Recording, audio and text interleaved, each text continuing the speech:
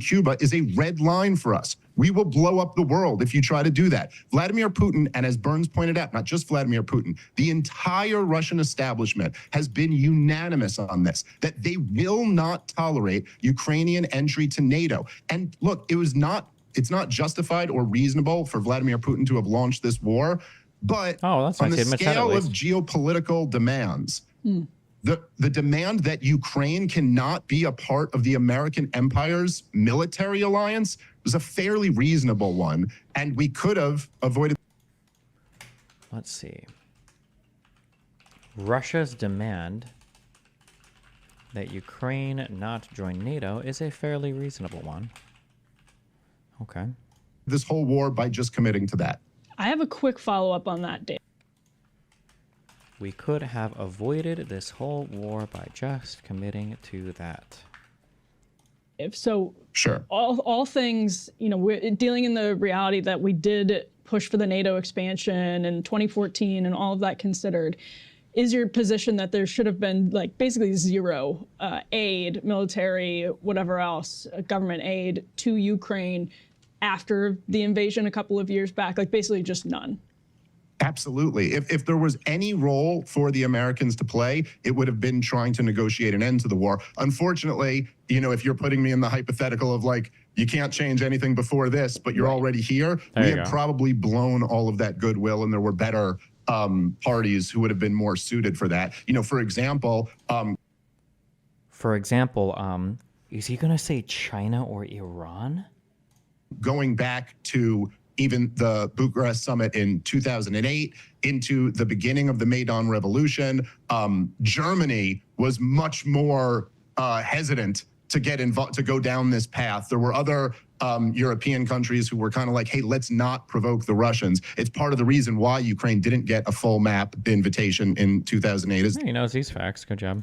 The objection of the Germans. So probably someone else would have been better at it. Yes, essentially what I'm saying is that the greatest purveyor of violence in the world, the most war-hungry country in the world, the United States of America, shouldn't have been the ones at the table at all. And there might have been some goodwill from other parties who had more of an interest to avoid this catastrophe. And if I may, there are elements of this that I guess don't make sense to me. First of all, the claim that America's decision-making is based on it trying to expand its own geopolitical power rather than any altruistic interest. That's true, but that's also the case for all countries. That's basic IR theory. So the idea of like, well, this neocon theory of America expanding its interest, that's just nation states. Russia's doing that right now. India's doing that. China's doing that. Everyone's doing that. We're better at it because we're a superpower, of course. But that's like a fundamental rule of national like exchange. I don't think that it's really a moral question. It's a matter of material conditions in a basic Marxist sense. Who's motivated by what and where they are. In the modern world, you know, the imperial sphere of influence extends to the entire planet. You know, American jets can reach any part of the world in 24 hours. Everyone's can if they have jets. 24 hours. It's got to be quicker than that, right? What kind of jet? I don't know how fast our fastest jets go. What would be the opposite part of the world from the United States? What is the direct opposite part on the globe from Nebraska?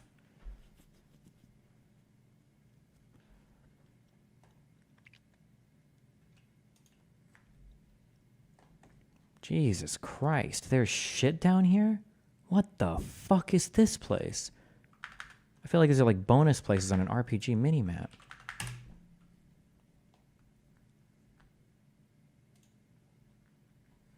Is the main settlement of the Kerguelen Islands and French, Southern and Antarctic lands in the South Indian Ocean.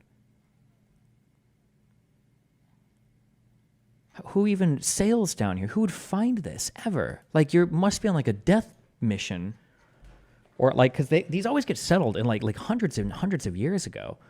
Where it's like, who is even sailing around here looking for these with no GPS, no Google Maps? What the fuck? About 45 residents spend the winter there. The group can reach over 120 people in summer. Established in 1963. Oh, okay. Well, there you go, I guess.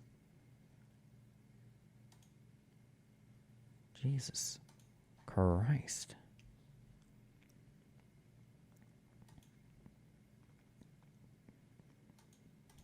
There's no we get the nation next to us, which makes me think the idea that like Ukraine is more innately in the Russian sphere of influence is, I think it's a little bit old hat. At the end of the day, the people in Ukraine were interested in closer relations with the EU, and that is ultimately what triggered everything from Euromaidan, Yanukovych fleeing, the annexation of Crimea, the invasion of the Donbass following the invasion of Ukraine broadly. This is, again, a complicated situation. I don't mean to detract from the influence that Western arrogance had in it. I would never try to do that.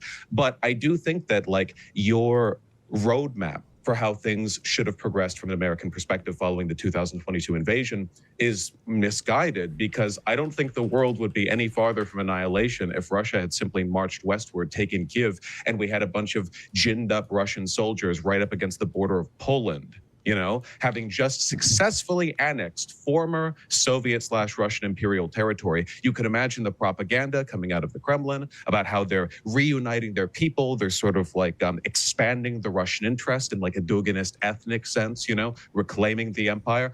I think that like the incentive structure behind that would be really bad. Like that, you're basically you're throwing chum into the water for sharks. You know, Putin is The longest bombing runs ever were 2001 Nebraska to Iraq and back. Is that true? Bombing runs from Nebraska, it would be from Offutt Air Force Base to Iraq. Ellsworth bombers participate in Middle East airstrikes. How long does this trip take? How long for B-1 bomber to fly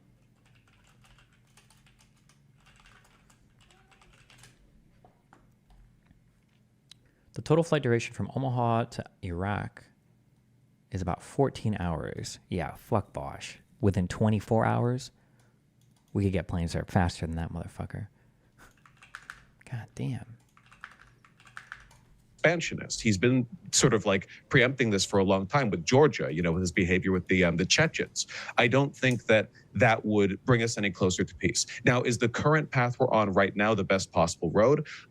Obviously not. Nothing we ever do is the best possible road, but I think it's closer to threading that line than just letting them march westward with Ben. What I'm interested in, I guess, is practical solutions now, outside of just letting Ukraine get annexed, which I really don't think would have been good for world peace in the long run, even if it would have quickly ended the conflict. Wait, what is this? This store is huge. I'm so disoriented. Oh, you mean disorientated? What? Never mind.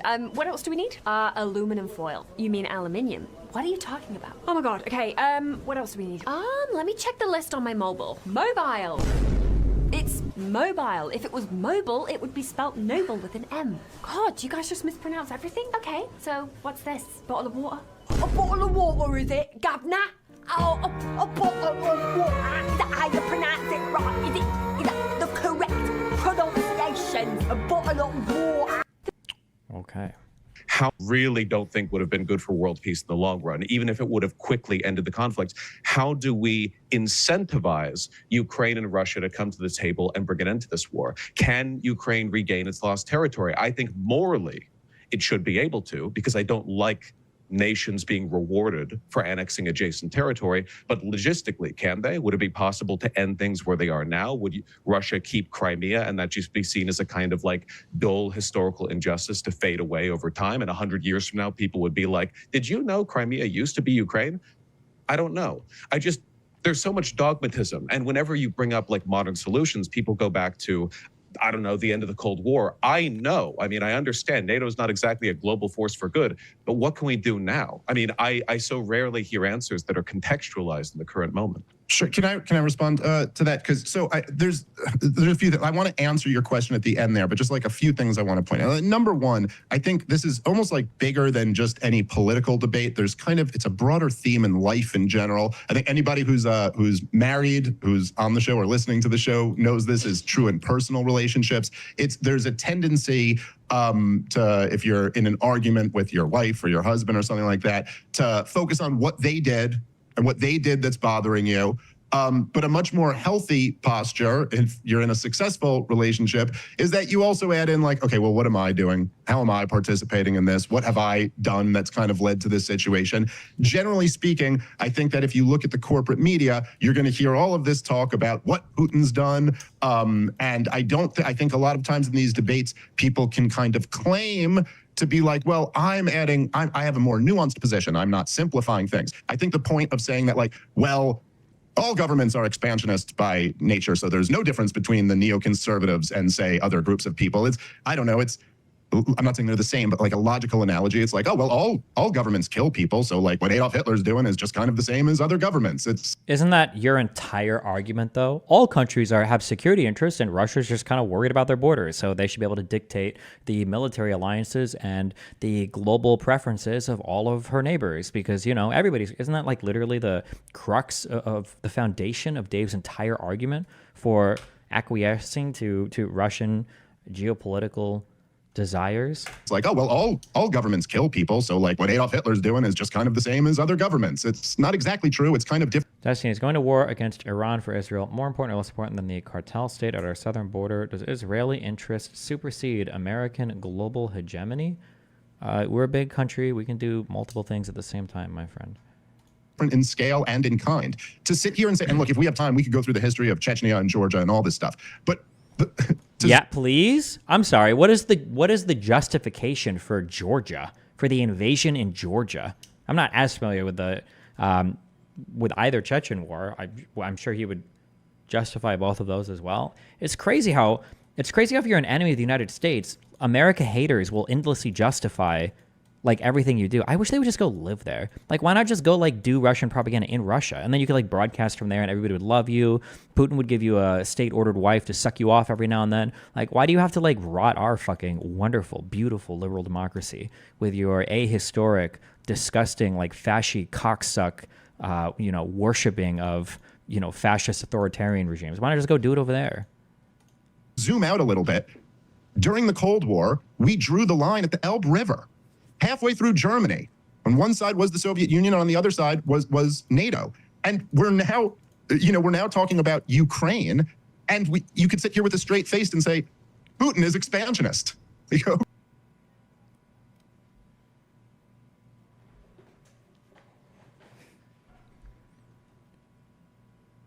First of all, was the Soviet Union not expansionist? I need to research up through the Cold War.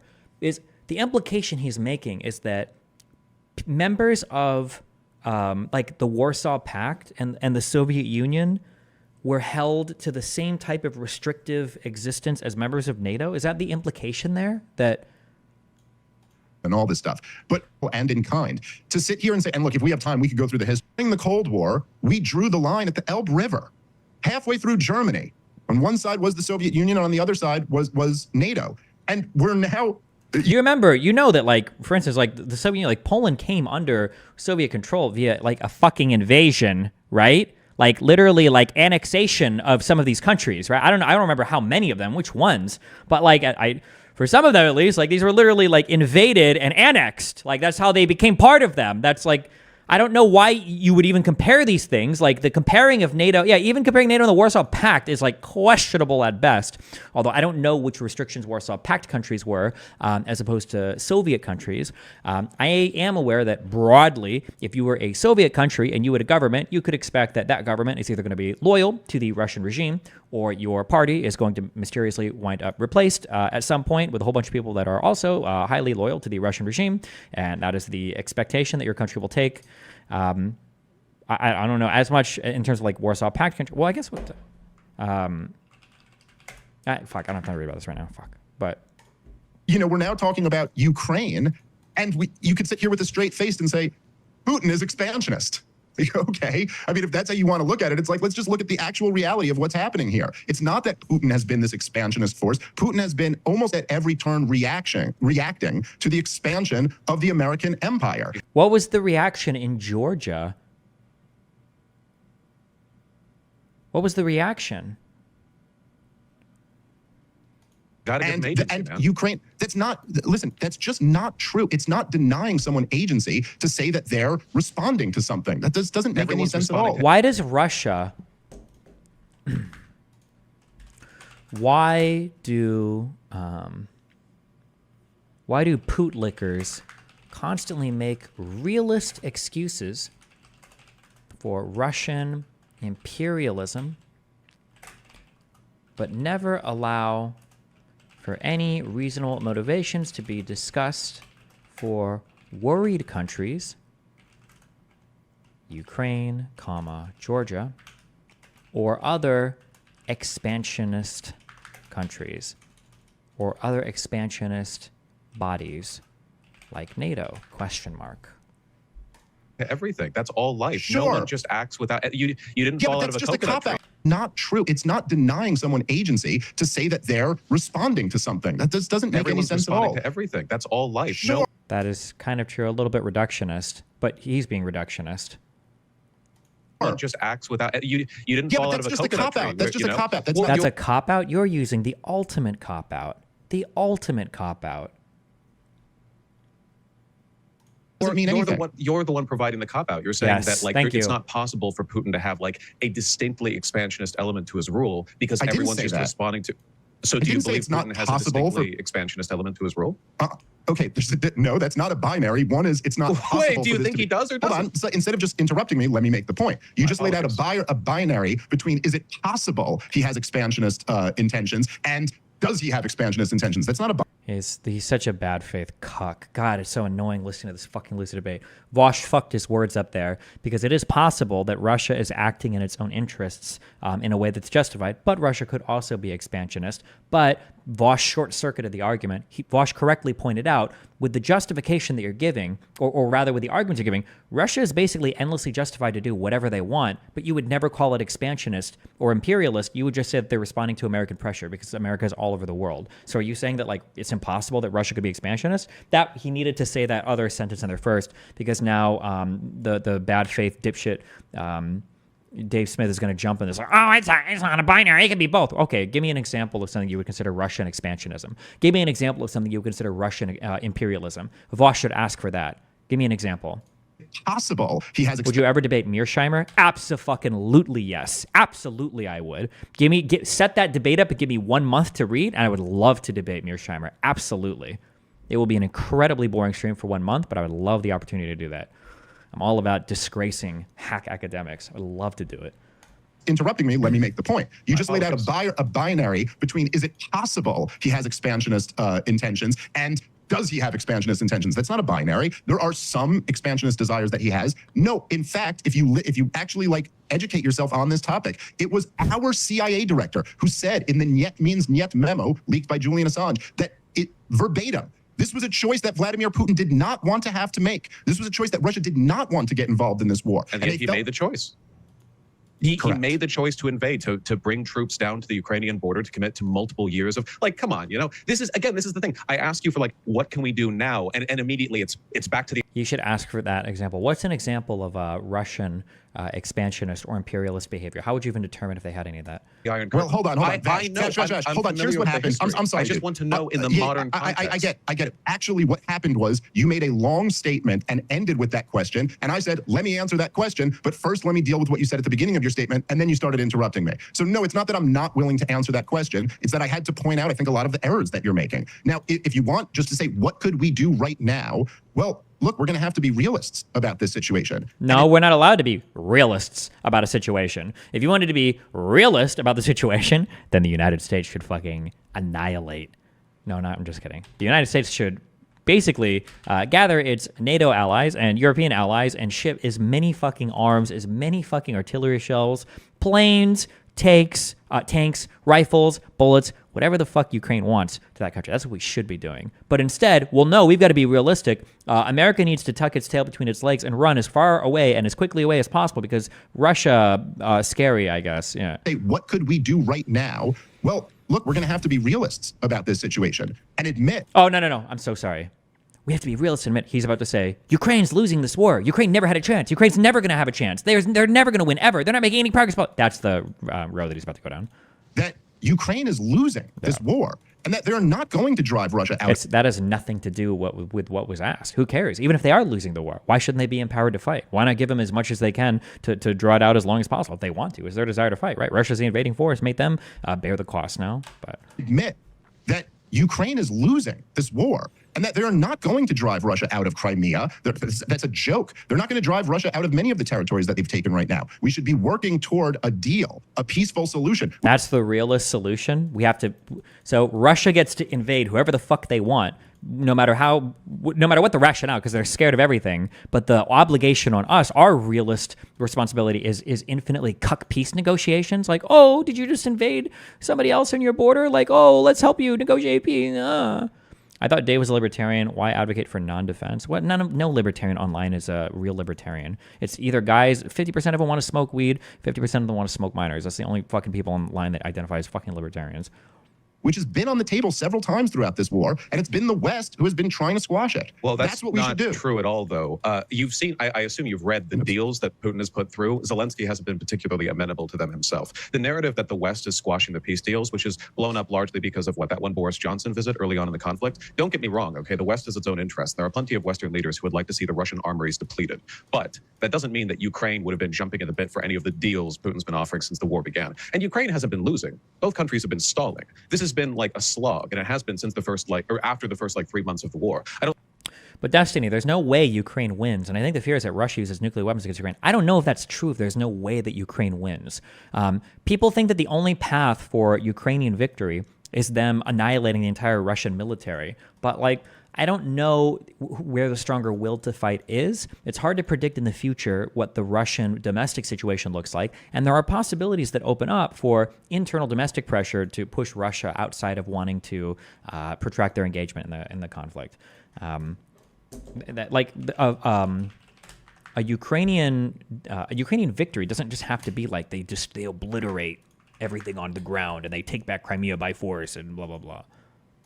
I don't like the narrative that Ukraine's losing because the fact that they exist at all at this point, considering the Russian armaments aligned against them, is pretty impressive. I mean, they're pulling guys off the streets to fight. Oh, yeah, but and Russia has their penal colony forces with the Wagner group pulling from their multiple rounds of really. Why do people say that? And then she smiled. She smiled like she just like she had a fart that was smellier than usual, and so she smiles and she's so happy that this one was just the most flavorful. She can taste it in the back of they have a draft. They have a draft. Oh my god, dude, what an actual fucking ingenious. Yes, they do have a draft. And you know what? I bet you can even find people that aren't happy they're getting drafted. True. Why would you ever appeal to that? Look at the polling in the public. Look at the support the public has for the ongoing conflict. Why would you appeal to yes, congratulations. Yes, they are indeed drafting people. Yeah. It's like an existential war for the country. Congratulations. The unpopular conscriptions, waves of immigration out of Russia. People Russia has their penal colony forces with the Wagner group pulling from their multiple rounds of really unpopular conscriptions, waves of immigration out of Russia. People No, of course not. I'm not arguing that it's a matter of our investment or whether or not it's moral.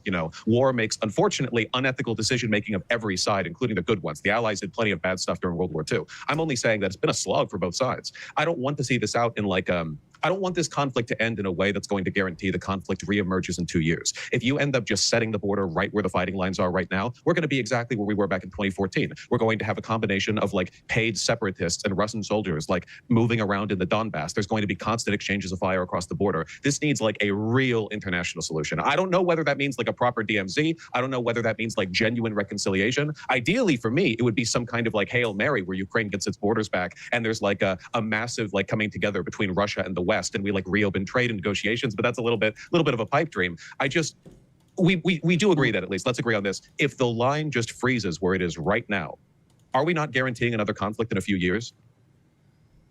I don't know that that's possible to say, to be honest. So you're advocating for a position. Vaush should hammer on this. You're advocating for a position. Okay, I need to get used to doing this on the fly. So it's frame, function, further. Okay, so the frame is the United States should have an interest in reducing global conflict. The function would be that U.S. funding of Ukraine has the capability of stalling Russian aggression, and then the further would be future aggression from Russia is discouraged as a result of said funding, which satisfies our initial goal of we want a stable world. So he's advocating for a function. He's advocating for a plan of action. I couldn't use these words in a debate. Frame further function. He's advocating for a plan of action that would fully satisfy Russia's military goals, which is the disassembling of the state of Ukraine, that wouldn't even guarantee any amount of stability in the future. What the fuck is the point of that goal? Like even the ideal solution that he's going for of the U.S. being a peace broker seems like dog shit. Ukraine just needs to keep holding and win one big battle. Oh, Ukraine, sorry. And it could break Russian will to keep the war going and come to the table for talks. No one is winning now, but Russia isn't gaining important land now. Okay. People be pretty mad. People be firing across the border. It's not guaranteeing it. I don't know. Ukrainians You and do either. Russians, especially at the front, are not positively disposed to each other. I feel like we need to give them something solid, a solid piece, not just like, oh, we've decided now this log has gone on for too long. They'd be throwing rocks at each other across the border, you know? You could get a 5-mile wide DMZ and they'd still be like sending drones over with bricks to drop at each other's heads. Maybe this is all. It'd be rough. With the case of in general, with all of the war hawks, everybody who's supported every single war over the last 20 years, it always kind of relies on this unfalsifiable counterfactual. Like, oh, if we didn't do this, then Vladimir Putin would be invading Poland right now. Or if the lines were drawn where they are, they'd be throwing rocks at each other. So it's very hard to say. I think the one thing that How about when countries are protected by the United States, like by joining NATO, those countries don't get fucked with? I mean, that seemed to be a big prediction about the strength of joining NATO, and thus far seems to be pretty true. I mean, for counterfactuals, if we look at countries bordering Russia, who gets fucked with? Belarus is basically a Russian puppet. Ukraine is being invaded and disassembled. Moldova was invaded and slightly disassembled. Georgia was invaded and disassembled. Who's not being fucked with? Oh, Estonia, Latvia, Lithuania. Those aren't fucked with at all. Huh. That's really interesting. like I think it's again to rely on a counterfactual if that's what we're doing. I think the truth is that what is your counterfactual? I'm so curious. Again, to rely on a counterfactual if that's what we're doing. I think the truth is that there were a lot of much better options. There were off-ramps. There were a lot of much better options. There were off-ramps. What were the off-ramps? Can you give us one? They should have just ceded Crimea and just completely let it go. Throughout the path to get here. And the truth is that if you want to go back to 2014. Oh my God, no way is he going to say that. Is he going to say that? If you want to go back to 2014, they should have just given, or is it going to go with the more insidious one, the Victoria Nuland call? If we really wanted peace there, we wouldn't have instigated that revolution. We wouldn't have cooed them with CIA operatives. Is it going to be Ukraine should have given up Poland? Or I'm sorry, not Poland. Ukraine should give up Poland. Is it going to be Ukraine should have given up Crimea, or we shouldn't have secretly used the CIA to instigate the coup in 2014? Is it going to be one of those 2 points? All throughout the path to get here. And the truth is that if you want to go back to 2014, the West should not have gotten involved the way that it did. That it was such a provocation to back the overthrow of a democratically elected government. There it is, Sam. Government. All you have to do is think to yourself and just be honest here. We're in the past Hold on, let me just finish my point. If Russia or China had backed the overthrow of the government in Mexico or Canada because they opted to sign a trade deal with us rather than the one that they wanted them to sign, what do you think DC would do? And we all know the answer to that. They'd overthrow that government in a second. And we have a Monroe Doctrine for a reason. And you can say that it's like some relic of the past that faraway superpowers ought not intervene in the region of other. Is the Monroe Doctrine even relevant anymore for U.S. foreign policy, or?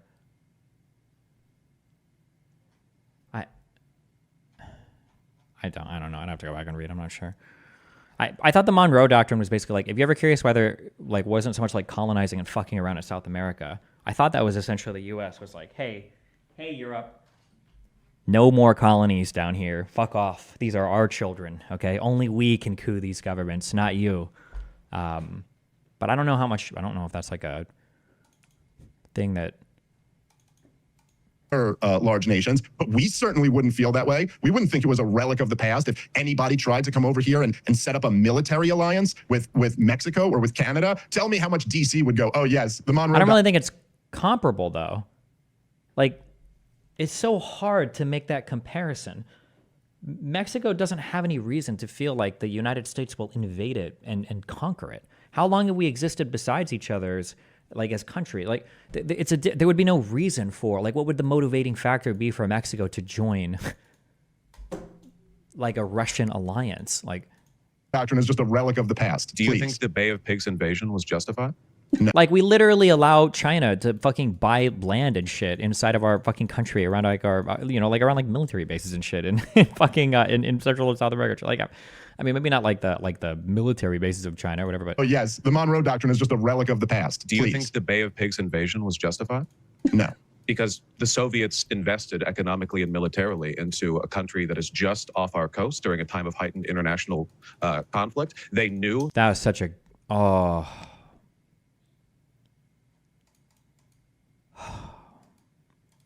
that was such a good counter argument. Shouldn't the Bay of Pigs have been justified? Wait, hold on. Wait.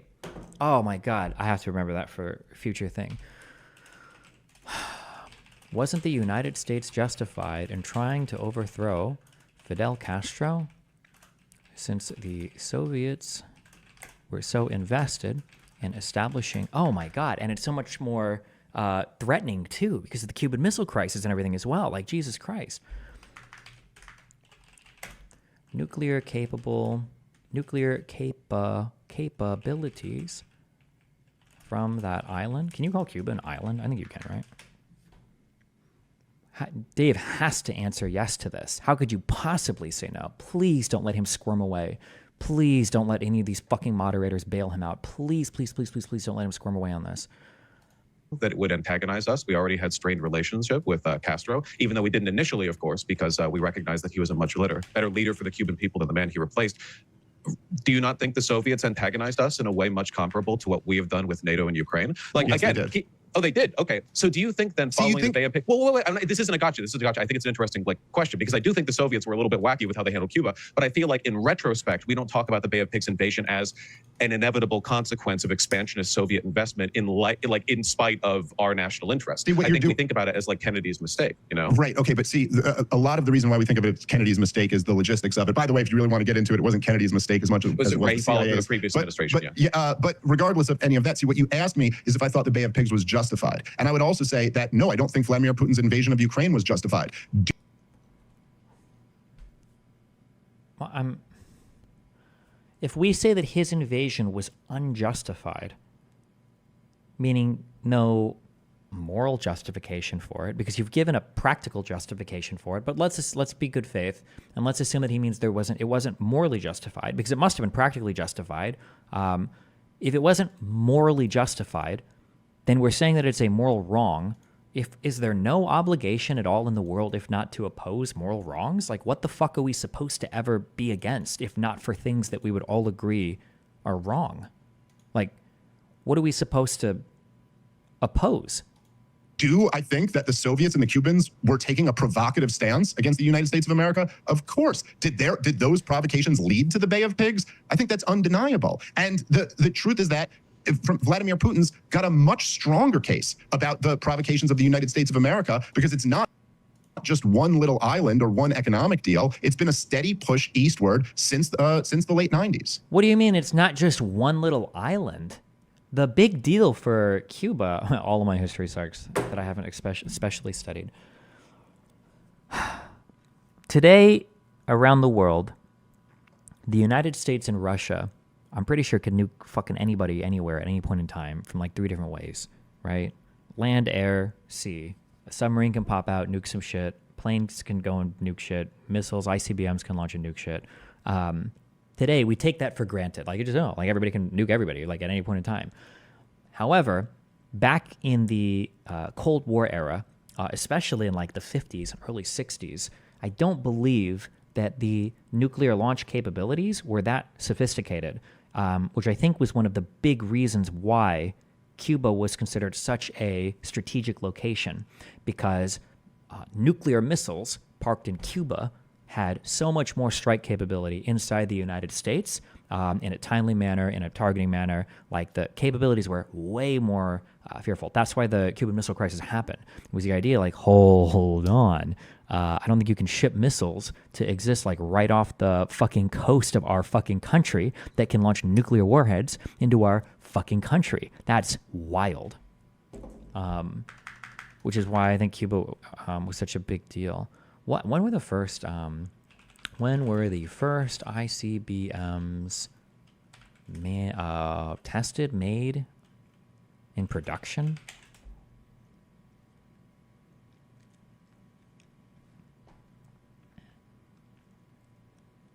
So the very first one was online in '59.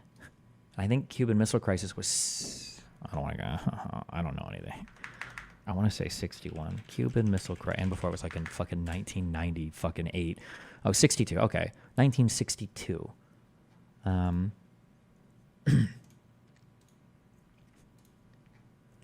before 2004.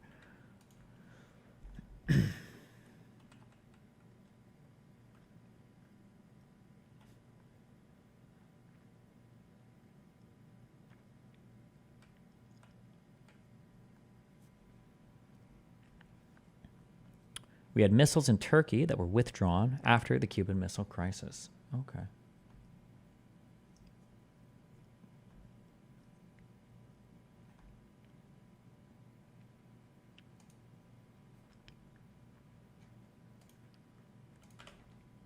Island or one. All this to say that placing nuclear-capable missiles or nuclear warheads with launch vehicles inside of Cuba was seen at the time as being a major escalatory step towards nuclear war. Today, even if Ukraine joined NATO, I don't really think it would be seen as like if we wanted to, we could just ship fucking nuclear missiles up to the Baltics, or we could just fucking fly them in with a fucking plane, you know, like 20 seconds. Like I don't think that Ukraine joining NATO isn't like, I don't think is seen as an escalation in that nuclear pathway. I mean, you could like cry and say, oh, you know, our borders, blah, blah, blah. But in reality, like it's not comparable to how scary I think the Cuban Missile Crisis was for the world at the time. Longer case about the provocations of the United States of America, because it's not just one little island or one economic deal. It's been a steady push eastward since the late 90s. But now that we are where we are, oh, no, go right ahead. Before we go too far, I just want to stand up for the dignity of the Cuban Revolution for just a moment. Please. God, you're so cringe. Ah, the white savior. It was surprising development. Yeah, it was not a Soviet project. This was an organic Cuban project against the corrupt elites in Cuba. Fidel Castro, in the beginning, thought he could maintain some decent relations with the United States. That's right. It was Che Guevara who witnessed in 1954. He was in Guatemala when the U.S. overthrew Arbenz, and he was the one always saying to Fidel Castro, "You're not going to be able to work with the Yankees. Like, it's not possible." Castro wanted to. Like, he was like, "Look, no, these guys are corrupt. You know, I'm George Washington here." It was only when it became impossible for the Cubans to work, for the Cuban revolutionaries to work with the U.S., that they went in the Soviet direction. And in fact, Ryan, doesn't make it just, but well, go ahead. I don't have the background on this, but just listening to Ryan summarize literally any other international thing, I would actually assume. Actually, I feel more informed on this conflict now because I would just assume the exact opposite of what Ryan said, and you probably have some understanding of what actually happened. I would just assume the exact opposite of what he said. Well, correct me if I'm wrong. Correct me if I'm wrong about this, but I also believe that Castro had been rejecting communism up to the point that the U.S. started putting embargoes on him before he then said, "Oh yeah, I'm a communist." And so you could certainly argue that we drove him into the hands of the Soviets. Right, and I think it plays further into the broader dynamic where basically everybody acts as a reaction to previous acts. Very rarely does something sort of come up whole cloth. You almost always, even for the United States, I mean, with all of our power and might, we are still responding to the actions and decision making of agents that are of themselves responding to others. In the world today, where we are now, because there are a million places that I could have turned the clocks back and like changed history and brought us to a different point. For me personally, the big line wasn't with NATO; it was with economic investment in Russia and the shock therapy. Is everything bad that happens in the world the fault of the U.S.? Yes, every single thing that happens in the world that is bad is the United States' fault.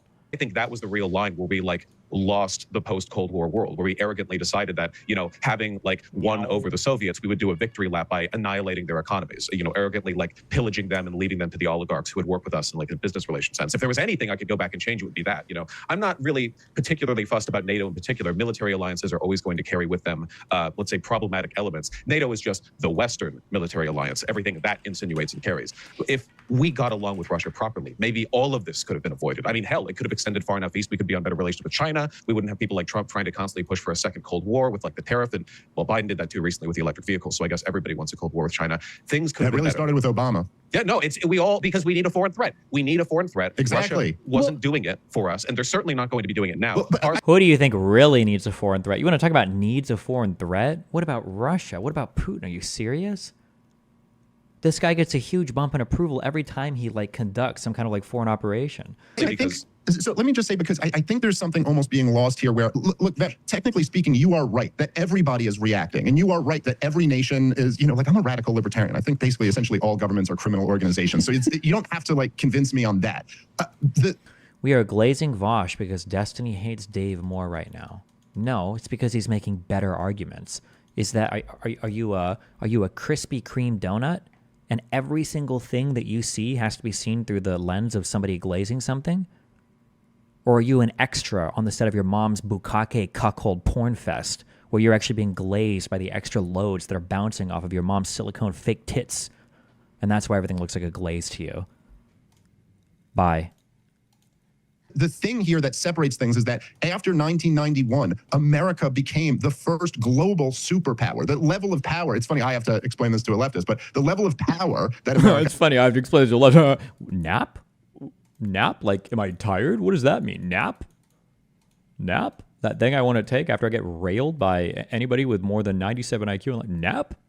had was totally asymmetrical to explain this to a leftist, but the level of power that America had was totally asymmetrical to anything else. And I'm so, just hearing yes, this for the first time.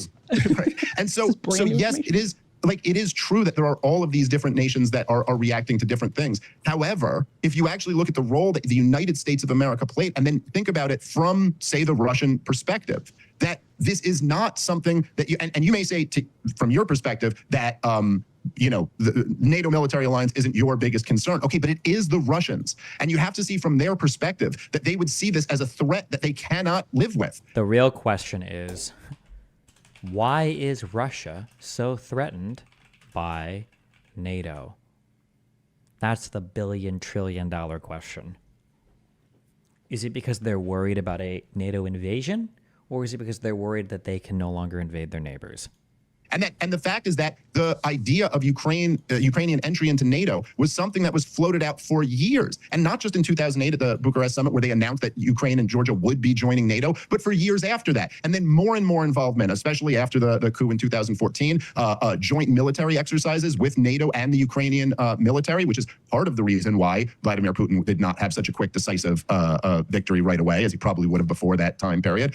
In 2014? Wait, what? There was just the civil war in the Southeast. What is he talking about? Wait, what? Military exercises with NATO and the Ukrainian military, which is part of the reason why Vladimir Putin did not have such a quick, decisive victory right away, as he probably would have before that time period. But that from the Russians, more at the Bucharest summit where they announced that Ukraine and Georgia would be joining NATO, but for years after that. And then more and more involvement, especially after the coup in 2014, joint military exercises with NATO and the Ukrainian military, which is part of the reason why Vladimir Putin did not have such a quick, decisive victory right away, as he probably would have before that time period. But that from the Russian perspective, you have the global empire, the most war-hungry country in the world, very clearly committed to encirclement. Obviously, this is going to be a recipe for disaster. And yet, Ukraine's desire to be protected by NATO has been validated by Russia's expansionism. Well, okay, can I just a couple well, quick go lines? ahead. No, I just want to finish that point, if I may. Again, you say Russia's greatest fear is NATO. Ukraine's greatest fear was Russia. Who ended up being more justified? Well, okay, so that's NATO hasn't invaded Russia. Oh, yes, that's my question. Why is Russia so threatened by NATO? True. Russia did invade Ukraine. There's no getting away from it. At the end of the day, this powder keg was ignited by Russia. And here we are now today, with the gunpowder having already left the blaze, where do we move forward? Because I keep asking, I feel like it's always like, I said before we started the show, you may recall, whenever I debate Israel, you say, it's wrong to genocide these 30,000 such and such Palestinians. And then the people you argue with, the Zionists, they'll go, oh, but what about Camp David? What about the Accords? They draw back into history because they want to avoid the question today. They want to avoid Vaush, and turn the eyes away from. But I'm certainly not avoiding that question. And as I just said a couple minutes ago, it was wrong for Vladimir Putin to invade, and it's wrong for him to be killing people. Right. Oh, I also answered that. But look, this idea that, first of all, the concern from Vladimir Putin was never, and not even Vladimir Putin, the Russians in general, the concern was never as simple as, is NATO going to invade us? The concern was... Though, oh my God, if he gets this, I'll be so surprised. My take, this is a very, very, very fucking dick suck America take.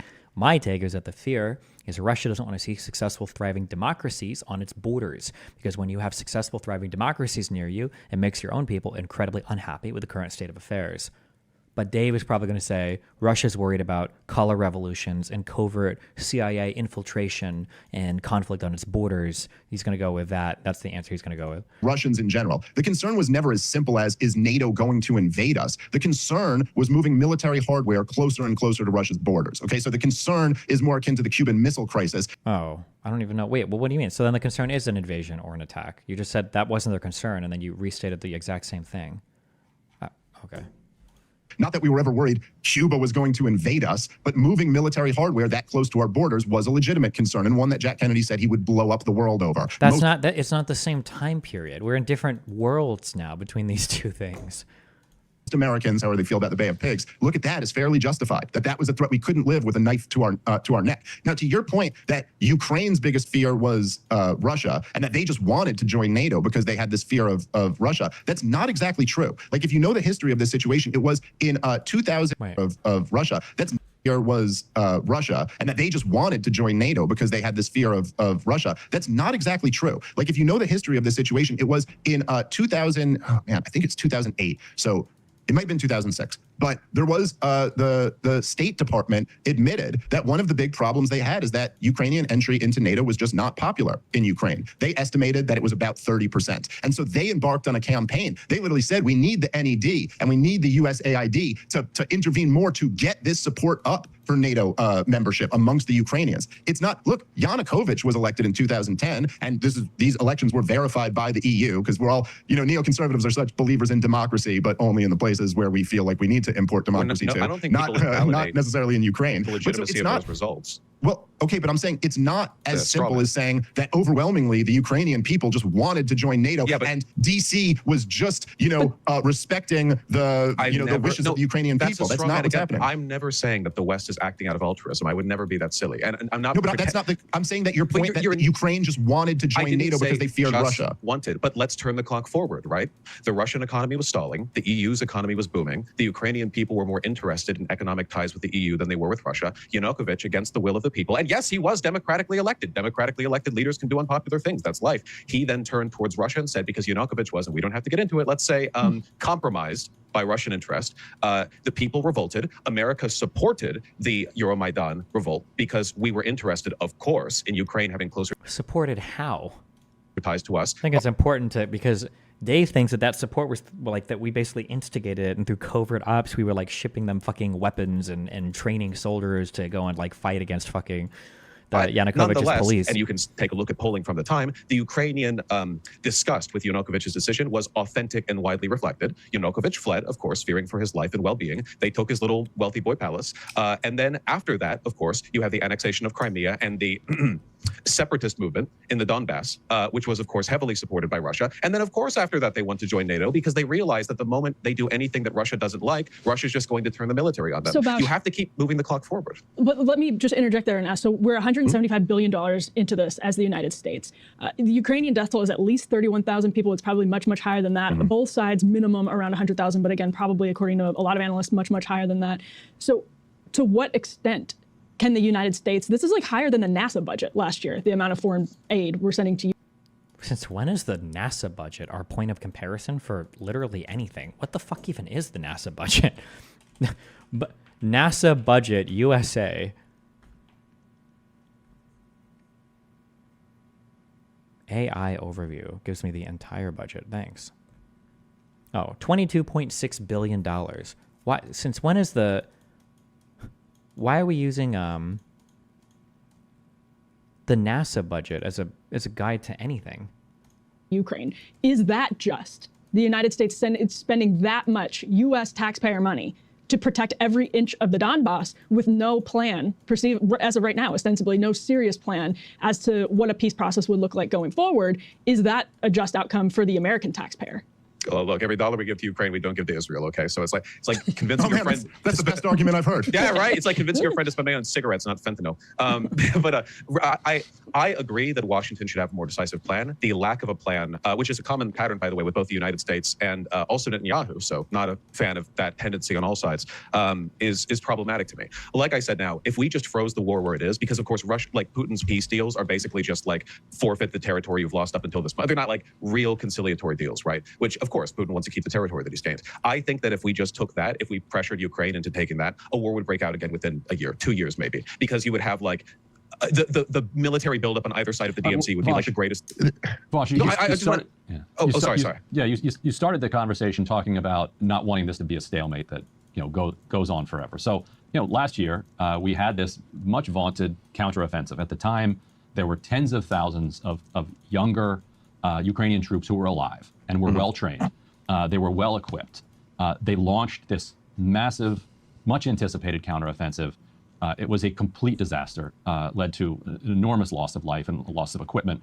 And so to your question of what do we do next, like why is it the case that a new counteroffensive with older, less well-trained Ukrainian troops and less well-equipped troops would be able to succeed against a more fortified Russian military while the previous one failed? In other words, I don't know if it's quite that simple. I think that neither side actually had like the ability to actually conduct warfare at the beginning of the Ukrainian war. Both sides are in the process of learning.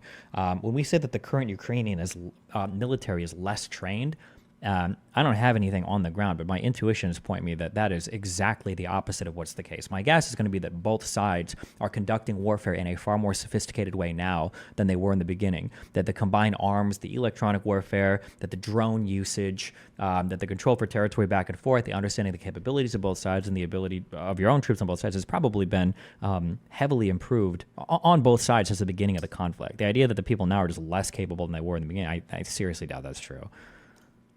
Like, what is this Hail Mary that you're talking about that could change the calculation on the ground to such an extent that it's worth it to continue throwing Ukrainian men and women into the maw of this war? Well, I don't like the term throwing only because like they are of course engaged in it, right? They're not just being they're being grabbed in many cases and literally thrown. 45-year-old men. Well, literally thrown. Yes. It's a draft. The country is fighting an existential war.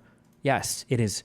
You know what the most disgusting? God, I hate these fucking people and I hate this fucking dog shit ass fucking country. We actually do have a disgusting fuck country. The fact that liberal countries host their own criticism like this is fucking disgusting. And these fucking losers are right. We should be like fucking Russia. Do you think that either of these people, I don't know about the lady because she's a little bit more reasonable. Do you think that Ryan or Dave would admit that Hamas grabs people and throws them in front of Israeli arms, that Hamas uses its because I don't know if I've ever heard Ryan, maybe Dave would admit to that. I don't know if I've ever heard Ryan admit to that his entire life. I'm curious if you were to ask Ryan, who do you think conducts warfare and uses their population in a more ethical manner, the Ukrainians or Hamas in the Gaza Strip? I bet this motherfucker would say Hamas does.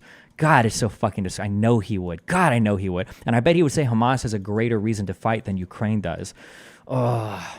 Ukrainian morale, or at least interest in continuing the war, is still high. But that sort of nitpick aside, I would only say, the Hail Mary is something that I hope for. It's not something that I think is guaranteed. With the introduction of ATACMS and other relatively long-range, munitions, we have the ability to sort of provide Ukraine the option to strike at depots, refineries, and facilities that are closer to the sort of back lines of the conflict. And that has had like a massive effect in the past 4 or 5 months since that was introduced. I don't know whether that's going to be a game changer in the war in the long run. I hope that it is, because ultimately I do think that a conciliatory position from Russia would be a better way of ending this conflict than one in which things just freeze as they are now. The DMZ buildup along the line that people settled on right now would be catastrophic, and I think it would just guarantee further war. My hope, and this is, I know perhaps a little naive of me, but I still have a little bit in me that hopes for this. My hope is that eventually, following the expansion of Ukraine's ability to strike at further back targets. This becomes increasingly economically untenable for Russia. There's pressure from both sides. Hey, this has gone on long enough. We literally can't keep this going anymore. We're both on fumes. And like two exhausted boxers on the 14th round, they both collapse into each other's arms. And,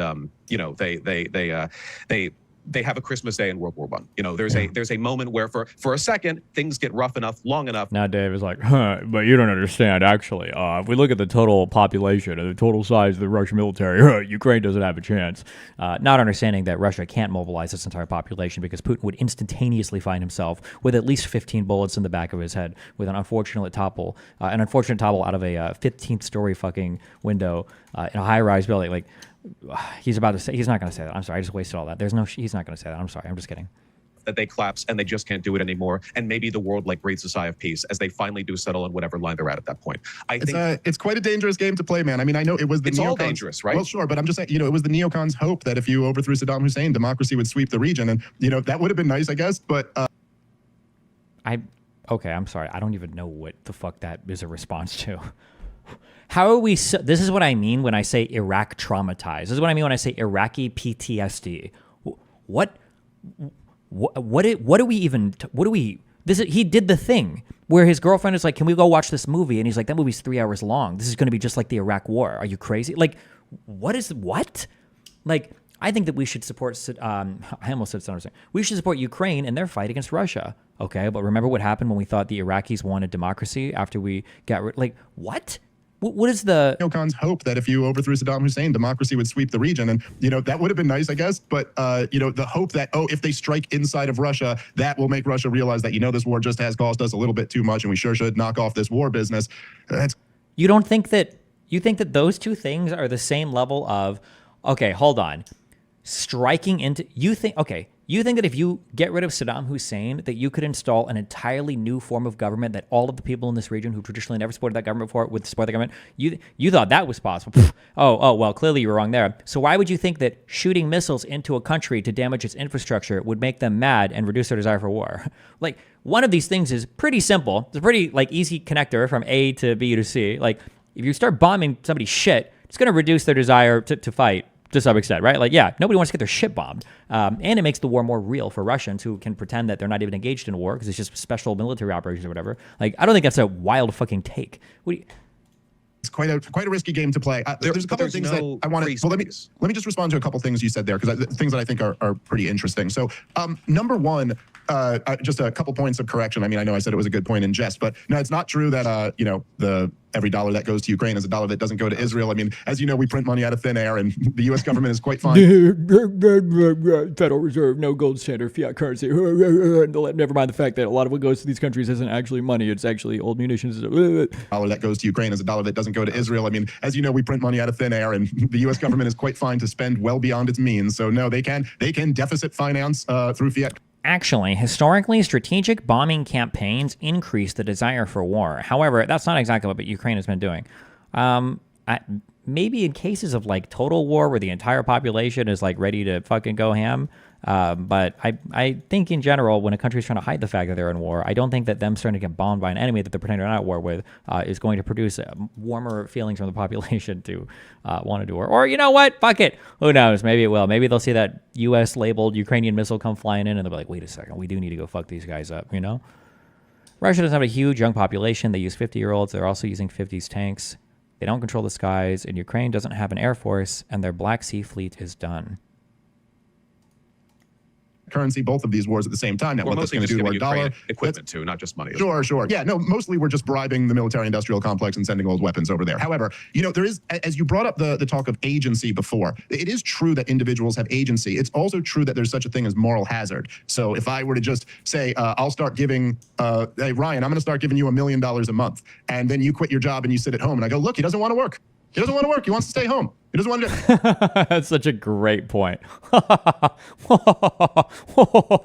We shouldn't give anything to anybody at all. The moral hazard is that they'll stop working and they'll just instantly just be taking free shit from everybody all the time, everywhere. And then you quit your job and you sit at home, and I go, look, he doesn't want to work. He doesn't want to work. He wants to stay home. He doesn't want to. It's like, well, yeah, okay, there is some truth to that, but might that have, the Ukrainians just want to fight. Okay, but might that have something to do with the blank check that they've received from the world? You know what else would be an interesting moral hazard? It was this old policy called appeasement, which is where you give territory to an insane fucking dictator, and you don't actually have them experience any of the consequences of taking it, because if they just get a little bit, maybe they'll fuck off. Interesting, we don't talk about that moral hazard. What about the moral hazard of allowing somebody to conquer Ukraine for free with absolutely no repercussions whatsoever? Is that not a moral hazard? Also, yeah, the irony is not lost on me. Well, not everyone, yeah. So the whole point here, right, is that, and this is true with Israel and with Ukraine, what happens is that when the biggest bully in the history of the world, the US empire, says, we got your back, people get a lot braver than they otherwise would. If Israel didn't have unconditional support from the United States of America, they'd be forced to make a deal with some of their neighbors. And same with Ukraine. You know, you say like, oh, if the war ended, Ukraine would just be ready to fight Russia again in a few years without our backing? Without us arming them, without all of Europe behind them? No, they wouldn't, because they know it's a fight they couldn't possibly win. Dave, what's a risky? No, because it wouldn't be Ukraine in the future war. It would be whatever other non-aligned country that Russia would set its eyes on next. They wouldn't need to go to war with Ukraine. They'd have the territory already divided and the country fucked, and the country under the thumb of the Russian leadership. Your game to play. I mean, I think I know what your answer would be to this, but what's a riskier game to play? Is it allowing Putin to expand unchecked, just to go back to the argument that Vaush made earlier, yes. or there is you it, go. Escalating the war? It seems as though there are risks in both scenarios. And yes, please. Can you lean into that more, please? Why is one riskier than the other at this point? Well, look, I mean, okay, so the biggest risk. Please don't let him dodge this. Please make him answer this fucking question. One riskier than the other at this point. Well, look, I mean, okay, so the biggest risk that, again, as I mentioned at the beginning, we should all be concerned about is the potential of nuclear war. And what's prevented the nuclear war in the past has been appeasement. Has been private negotiations, handshake agreements, and mutually assured destruction. The fact that, nobody really wants to get into a nuclear exchange because we all lose. Mad, mutually assured destruction. So there was a counter on Soviet expansionist policy. There wasn't moral hazard there. They did have to pay a cost for it, and that would have been the utter annihilation of their country and maybe the world. Oh, interesting. So are you saying that some kind of deterrent effect was actually an important motivator for making people not act like imperialist, expansionist fucking lunatics? Huh.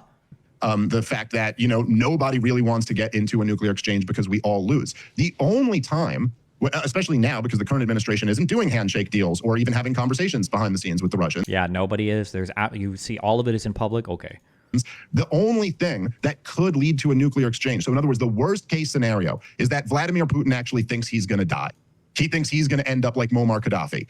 And that's the scenario where you might end up launching nukes because, screw it, bring everybody down with you. In terms of the risk of Russian expansion, I do think that Vaush made a somewhat fair point where, look, between the mix of, this is my point, not yours, but resulting in yours, between the mix of NATO joint military exercises with the Ukrainian government, the massive amounts of foreign aid, the weapons shipments that Ukraine has got, going back to before the invasion of 2022, but certainly since 2022, it has made Ukraine a tougher adversary than they otherwise would have been. Vladimir Putin famously said back in 2008, when he was warning Burns, who was the ambassador to Russia at the time, that I could be in Kiev in 2 weeks. Well, I don't think that's true anymore. I think it's a tougher battle for him than that. But then also, you think because he ends up getting the eastern part of Ukraine, that he's moving on Poland after that? I just think there's absolutely no reason to think that that's the situation. I don't. Just because he peels away Transnistria or whatever from Moldova, you think he's going to invade fucking Georgia? Oh, just because he takes, what is it? I never remember the names of these things. South Ossetia and Abkhazia or whatever the fuck, the prisoner of Azkaban from Georgia. You think he's going to fucking go into Ukraine now? Oh, just because he takes the Donbass and Crimea from Ukraine, you think he's going to go into, how do we not see the Abkhazia? Yeah, sorry, fuck the names of these.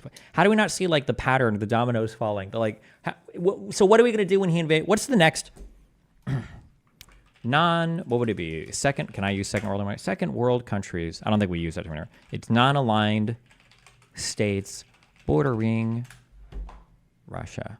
I don't even know I don't know what the alignment status even is in the fucking I don't even know. The maps in Europe right now would be whatever the fuck the next country is. Why would we not assume that Russia might have some interest there, might want to go in and fuck with shit? Why would they not? I mean, nothing happens to them when they do it. Central Asia? Yeah, but realistically, we're not moving into, or when you say Central Asia, you mean greater Middle East region? Well, Georgia's already fucked with. You mean like Armenia and Azerbaijan? Or the stands?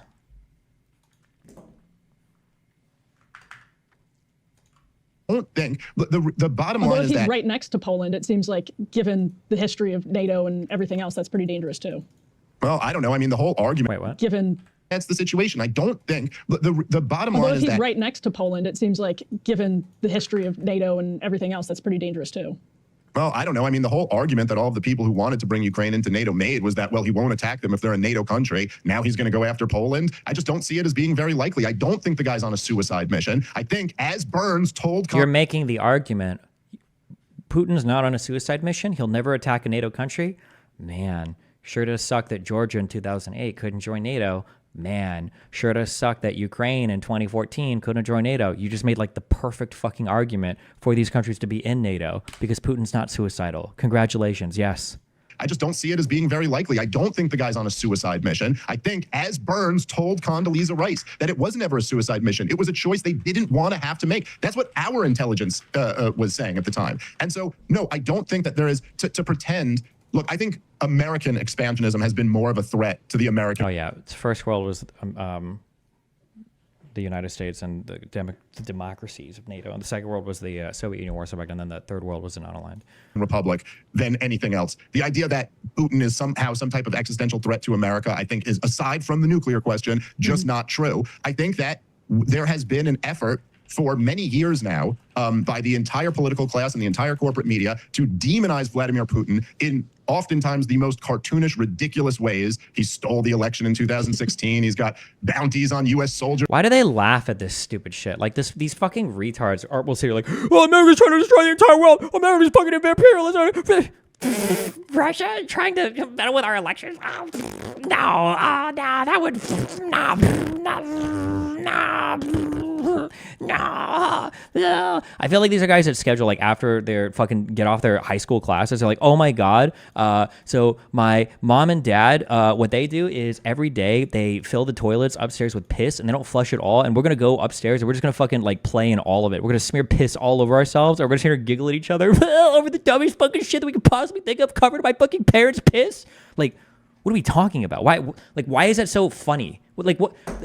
The funny part is that it's like inconceivable to them that like, God, kill me. I think that there has been an effort for many years now by the entire political class and the entire corporate media to demonize Vladimir Putin in oftentimes the most cartoonish, ridiculous ways. He stole the election in 2016. He's got bounties on U.S. soldiers' heads in Afghanistan. Now, from our perspective here, right, people like in, say, this alternative media space like Breaking Points is in, we all kind of laugh and mock this stuff. Like, oh, so yeah, because the idea that Russia would have any opportunity to try to influence our media at all is ridiculous. I wonder how much these guys talk about the Jews in AIPAC, though. I wonder how obsessed they are. Well, to be fair, Dave is Jewish, so maybe he's not as obsessed with that. But he's also a pick-me and a fucking liber-dipshitarian, so who the fuck knows? Maybe he does obsess over AIPAC. Like, ridiculous. Look at how the CIA is lying to everybody, and they actually fell for it. And look how it's been exposed. oh, never. Oh, okay, yeah, there you go. That's true, right? Russia would never do anything bad. The CIA, though, literally fucking Hitler. Hitler, not Hitler. CIA, literally Hitler, okay?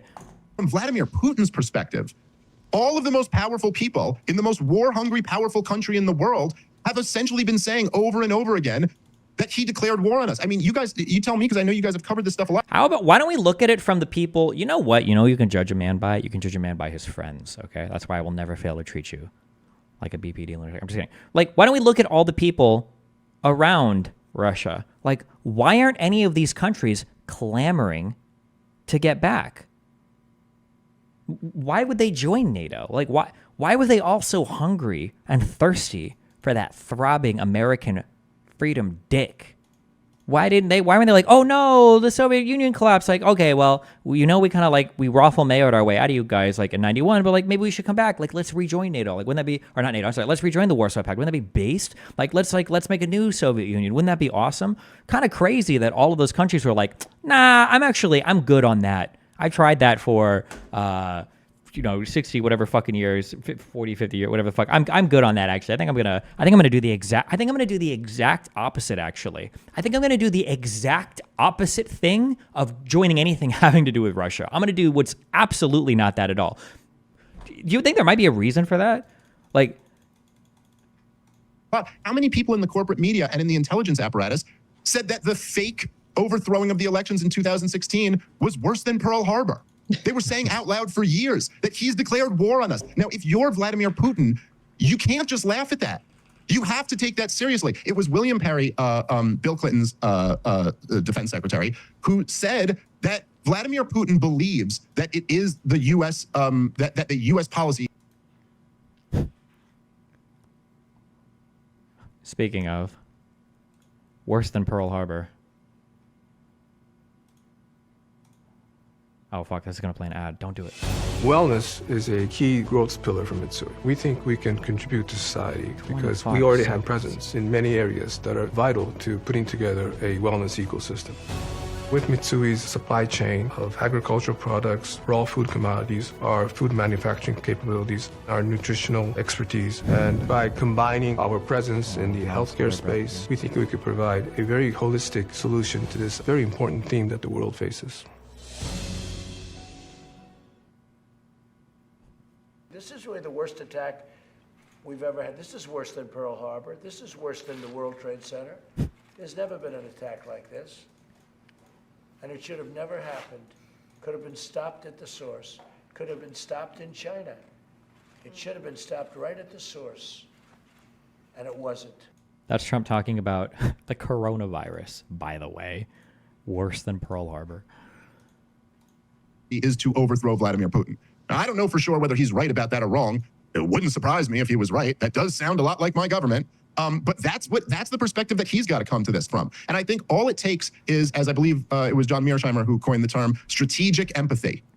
And that's all you kind of need in this scenario. It's not empathy for its own sake. It's strategic empathy. The same thing that you need to understand the Palestinians.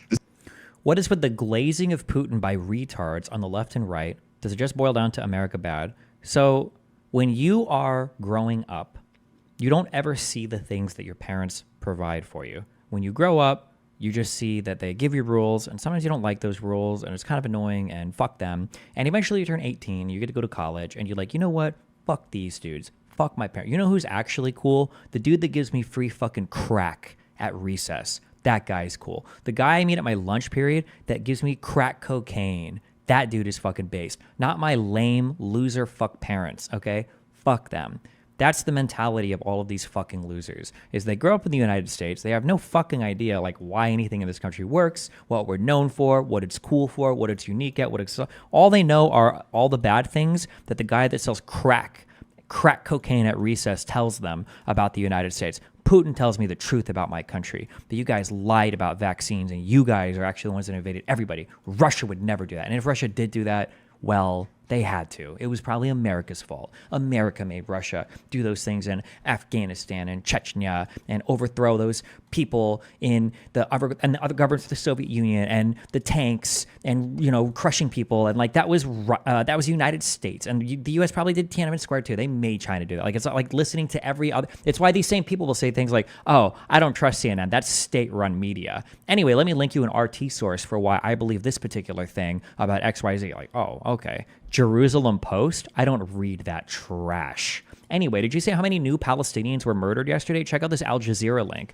The same thing you need to understand Al-Qaeda is that these, I'm not saying they're good groups. Some of them are, you know, some of the Palestinians are good people, but some of them are terrorist organizations. Al-Qaeda is a terrorist organization. Vladimir Putin is a despot, but they also can have legitimate grievances. And we ought to, if we want to ignore those, then okay, but we ignore those at our own peril.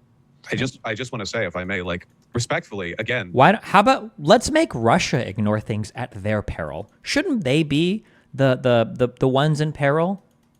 Not us? Why? Isn't that what the point of all of our fucking military spending and all that shit is? Shouldn't they be the ones where it's like, man, if you want to ignore when the U.S. says don't fuck around, I mean, that's on you to find out, I guess, right? Why not let them find out? Why do we have to find out for people that are not on our level? No talking about the present or what to do now. And this is my frustration with this Vaush, conversation. let me give you something I'm sorry. I promise I'll be very, very quick on this. But the other point that I just did want to make to you as you bring that up again, it's actually not the case that when I have all of these Israel-Palestine debates that I want to talk about what's going on right now and they want to talk about all of the history that led to this point. It's actually quite the opposite. Sagar made this point when he moderated a debate recently for me on Breaking Points when he was recapping it the next day. The truth is that all of the pro-Israel supporters want to just talk about October 7th to today. And I'm still here, Dave. You cowardly, spineless fuck. We can only debate. The only way I would ever agree, though, to debate him on Israel-Palestine is he would have to take 2 minutes to explain what the NAP is first. He has to explain the NAP because I just can't bring myself to debate a libertarian that can't explain non-aggression to me, okay? And everybody who's critical of Israel actually wants to go back through the history and talk about all of it because, yeah, it's important to understand the history to understand what position we're in now. It is. Vaush, let me give you. Let me bring you up to this week, since you want to talk about today. So this is from earlier this week from Zelensky's top advisor. You probably saw this quote. He's got a couple others out there publicly. He's saying this in English, so we don't even have to hit the translate button. Nice of him. Very nice of him. After the attack on the beach in Crimea, he said, quote, "There are not and cannot be any beaches, tourist zones," those are his quotes, "and other fictitious signs of, quote, peaceful life in Crimea. Crimea is definitely a foreign territory occupied by Russia where there are hostilities and a full-scale war, the very war that Russia unleashed for genocidal and invasive purposes only. Crimea is also a large military camp and warehouse with hundreds of direct military targets, which the Russians are cynically trying to hide and cover up with their own civilians, which in turn are considered to be civilian occupiers." So he said this after Ukraine killed civilians on the beach. So are we the baddies here? I mean, it's all. Watch Dylan Burns' video on this, and he has a camera from the angle breaking points does not offer. Is the claim here that Ukraine and all their infinite access to military materials is just like missile striking civilians now? Because Ukraine is just so weapons rich and air, in missile capabilities right now that they're just almost a perfect mirror of rhetoric employed in the Hamas versus Israel conflict, actually, where, when Hamas killed civilians on October 7th, the argument was that the civilians were settlers who were occupying stolen land, and therefore you can't reasonably argue they're civilians. And then on the other hand, of course, you have Israelis who say that Hamas uses the Palestinian people as human shields. In the West Bank, you have the argument. It's remarkable, actually, how many parallels there are and how these are employed. Are we the baddies? Yes, we're all the baddies. Nation states the baddies. That sounds reductive, but that. God. Vaush is so cucked out on the Israel-Palestine stuff, even though he has the brain, power for it. He's so cucked out to being an American hater in some ways that he can't bring himself to give the full-on fucking pro argument for the United States. He won't do it. There are and how these are employed. Are we the baddies? Yes, we're all the baddies. Nation states the baddies. That sounds reductive, but that is just the way the game is played. You will never find a nation engaged in war. There are ways to play the game without explicitly justifying the slaughter of civilians on it. The slaughter of civilians, but not on October 7th. I don't think Hamas or IJ, I don't think they were involved in that at all. The slaughter of civilians though. Israel, who are the most civilian murdering countries on the planet? Israel, Ukraine, USA. The most bloodthirsty, discriminating, targeting civilians. Beach. But in practice, if you go back to basically any military conflict where existential threat was on the line, which it certainly is for Ukraine or is in the Israel-Hamas conflict, you will see that this rhetoric and these standards are employed. This is not me arguing that it's justified. It's morally abhorrent because war demands abhorrence of the people who participate in it. You're not going to find any large-scale conflict where stuff like this doesn't happen, which is why, to me... Stuff like this what? Are you just conceding that they must just be shooting missiles at civilians? The interesting question is... It's not even a large-scale conflict in Crimea. Why is the American public supposed to care all of a sudden that Russia controls Crimea? 4 years ago, you would what? Because been laughed at if you suggested that Ukraine ought to go to war to kick Russia out of Ukraine. Well, that's a separate question. The first one about the abhorrence of this rhetoric, which, by the way, I agree with. I just want to be clear that this is a... Does he think that 4 years ago Ukrainians just didn't give a fuck about Crimea anymore? Is that his assumption that 4 years ago Ukraine's Crimea is probably gone forever? Consequence of these heightened tensions, which is why I'm interested in what can be done to bring an end to this war, a permanent end, not some middling ceasefire that gets broken almost immediately. In terms of whether or not America should care, I don't know. The average American couldn't find Kabul on a map. The average American doesn't care about anything outside of their own country. Jesus Christ, I don't think I could find Kabul on a map.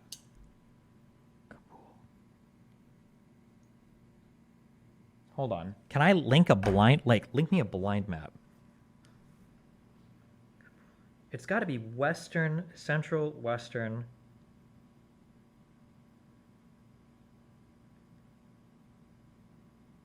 I'm doubting myself.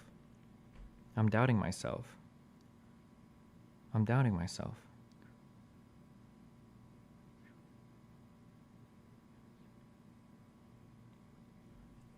I'm trying to think of the military bases we left. I would say Central Western. Okay, fuck it. I would say Central Western Afghanistan. Oh, fuck, it's not. It's going to be like in the East. It's going to be way the fuck off. Fuck! It's not Central Eastern. I can't find Kabul on a map. I'm fucked. I am retarded. Damn, who the fuck would know where Kabul on a map is? Why not just say like Afghanistan, dog? God damn. To this war, a permanent end, not some middling ceasefire that gets broken almost immediately. In terms of whether or not America should care, I don't know. The average American couldn't find Kabul on a map. You know, the average American doesn't care about anything outside of their own tax breaks. My interest in what the average American cares about is nil. The average American doesn't care about the homeless. Why should I care about what they care about? What I care about is what's good. Sometimes they do. I don't know. The average American with the state of our education, I care about what's good. Nuclear war is bad, by the way. That's where I land in that particular moral equivalence. I think that if we settle with an unjust, tense, quiet with the Russia-Ukraine conflict, we guarantee future conflict. If you look back at the history of expansionist empires, if you take a look at what Russia is doing now and compare it to the rhetoric employed by other nations that have annexed adjacent territory, Nazi Germany, you will find they tend not to quit while they're ahead. There's a pattern of overextension. Let me ask you, so on this piece, you hoped that if there's enough fighting, that eventually these two fighters will become exhausted and kind of peace will break out. But you've also said that if we get a peace deal, then war will eventually break out. So why would the peace from exhaustion not just lead to your fear that 2 years later war would break out again? Because I think that because not all pieces are the same, right? If both sides fight until they're exhausted and they come across like some mutually agreed upon armistice lines or eventual new territory lines, like there's a difference between that type of peace versus a peace where you're like, stop fighting right now and just like, deal with it. Like these are two different things, right? Sounds like war is the only logical endpoint of your position here, either position. I think it needs to be a peace deal that the Russian and Ukrainian people are happy with. Right now, we haven't even gotten close to finding that point, which means the only real end to the conflict would be the complete annexation of Ukraine and the annihilation of all the militias and insurgency groups within it, which would be true. Don't ever forget that. These people like Ryan Grimm, these people would be against us joining World War II or fighting the Nazis. These people would be opposed to it. 100%. Don't ever let them convince you differently. They would be the biggest Nazi lovers in the fucking universe. Not Nazi lovers, but they would say it's not our conflict. We don't need to be involved in that. Like, look at how much death and destruction happened during World War I because the United States joined. Like, are we going to sit here and have Soviet troops being fed into the slaughter? Are we going to be into the maw? Are we going to sit here and watch all of these people, across world? Like, why can't we all just be like, France, lay down our arms, set out our new territories? Like how many people died? How many more people died in countries that decided to fight? Like it would be all the same dog shit fuck arguments would be used. Ugh. Very difficult considering the fact that Russia has logistical breakdowns 50 miles out of their border, or Ukraine retaking all of its territory, which is at the moment basically unthinkable. It doesn't seem like there's any end to the conflict right now outside of something that could be imposed by a kind of international. Took Japan attacking the United States again in World War II. I think God, I hate the Westerners. God, I hate them. I hate the West. I hate the West. I'm going to go live with a tribe in fucking Pakistan or with my Persian brothers in some fucking mountain in Iran and then get eaten, okay? I'm not gonna find it. It was in one of these long, stupid fucking Twitter threads where one of the whitest people I've ever had the misfortune of tweeting at my entire life made this argument where he was like, maybe where is it?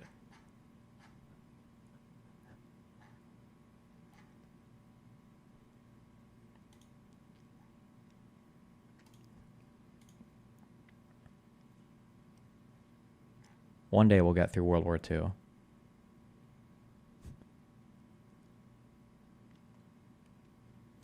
Next, to refute my point, this is what he said, to refute my point that it's counter-evolutionary to believe a population of millions of people could be happily pursuing their own death. Destiny screams, have you ever heard of Nazi Germany or World War II Japan? What the fuck kind of white-splaining is this? Given the Nazis were famously white, my confusion continues, as well as over the idea that the civilian Germans and Japanese were pursuing death rather than military victory. Certainly, Japanese kamikaze pilots were pursuing death, but just like the suicide bombers, this was explicitly with the goal, however misguided, of advancing the well-being of the domestic population. Bro, I'm pretty sure before the Soviets basically said fuck you to the emperor in Japan, I'm pretty sure literally 99% of the Japanese population was ready to die on the shores of that country resisting a U.S. invasion. What an unfathomably stupid fucking statement. Well, okay, maybe the kamikaze bombers, maybe they were suicidal, but the rest of Japan just wanted to work and live in peace. And not like, what the fuck? This was this crazy fucking dude. The guy that did the fake tear. Like, bro, kill me. These people, sorry.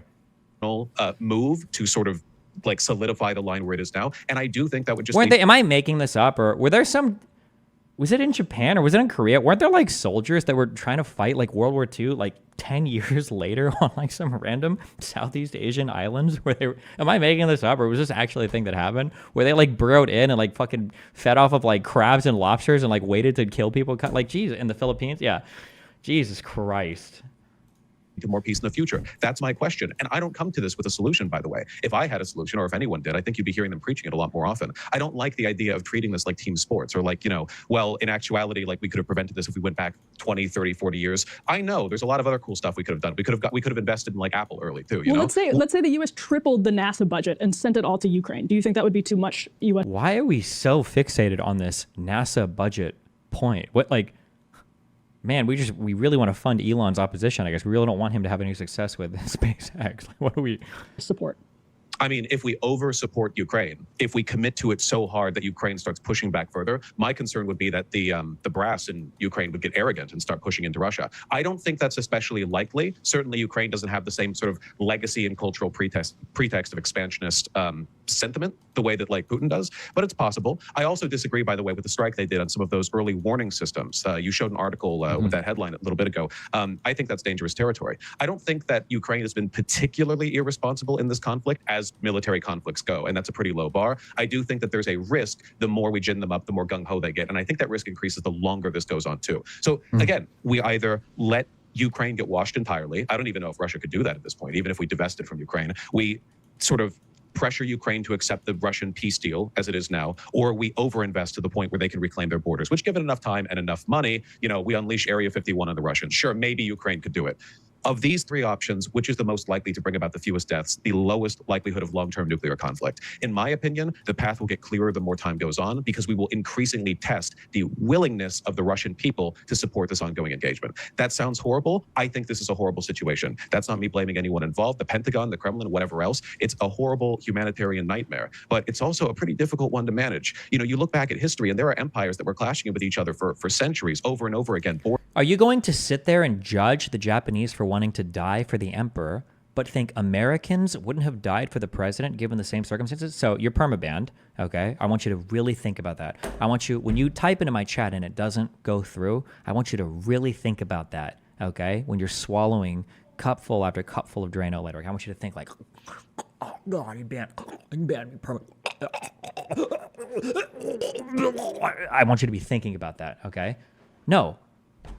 I don't. Why would I judge the Japanese for that? I think that's fucking based, okay? Japanese people were a very honorable people. We literally bombed the fucking shit out of that fucking country, okay? Fuck the nuclear weapons. We razed like almost it was like 23 major cities that we annihilated with bombs, and those people were still ready to fight and die for their fucking emperor, okay? They were ready to fucking, even after the first nuclear bomb, they were like, I didn't hear no bell. How many more you got? It was only when the Soviets, famous, I think, for murdering their last fucking monarchy, was like, okay, guys, we ain't with you on this one anymore. That the Japanese were like, okay, well, fuck, never mind. Oop. But halfway between never and mind, okay, the second nuclear bomb dropped. No, why would you think I'm judging the Japanese for that? The same way that where was that rifle behind a blade of grass? Where did this quote come from? Oh, it was the Japanese.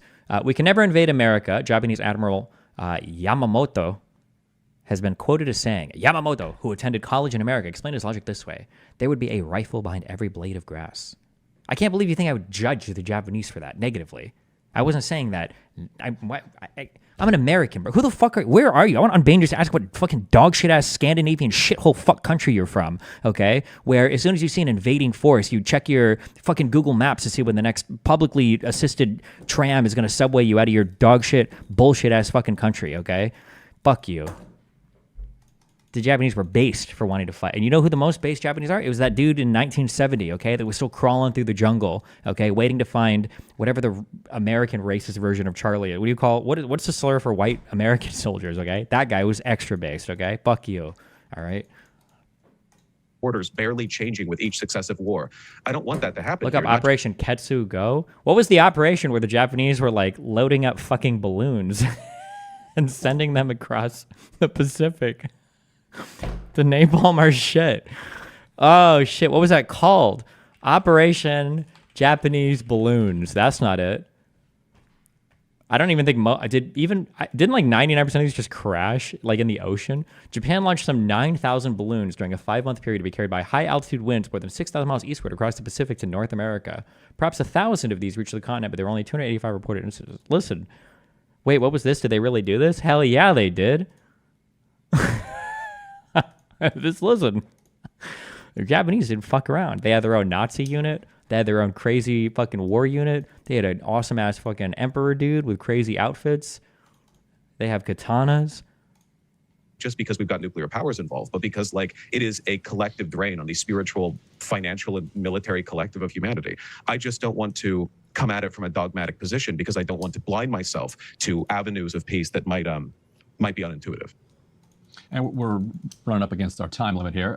But Dave, any kind of final thoughts you'd want to have on like how? Yeah, their officers used to engage in like wholesome military competitions, like let's take the bayonets on our weapons and see how many women and children we can murder in one fucking go. Like, let's do it. Like, thought to end. Like from your perspective to Vaush's question, what do we do now? Sure. Okay. Well, first of all, I would just say that I don't think Ukraine has been very responsible throughout this whole thing, and certainly when their missiles hit Poland, and Zelensky immediately called for preemptive attacks on Russia by the West, either lying through his teeth and claiming it was Russia who attacked Poland, or being so clueless that he hadn't even done any investigation to figure out whether it was them or not. Either way, it seems pretty irresponsible to me. But look, without even going back into ancient, so irresponsible. Like, Ukraine needs to be on its best behavior as they are facing the existential threat of a Russian invasion.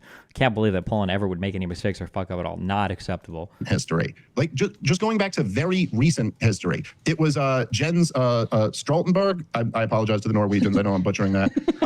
That was offensive. He gave the whole game away last year. But he admitted that Vladimir Putin actually sent them a draft treaty and said, if you just promise to not bring Ukraine into NATO, I won't invade. And he brags that they said, no, we won't. Wait, where? What? Somebody link me. What is this treaty he's referring to? Please somebody link me. I don't know. Somebody link me. I can't even Google the fucking name that he said.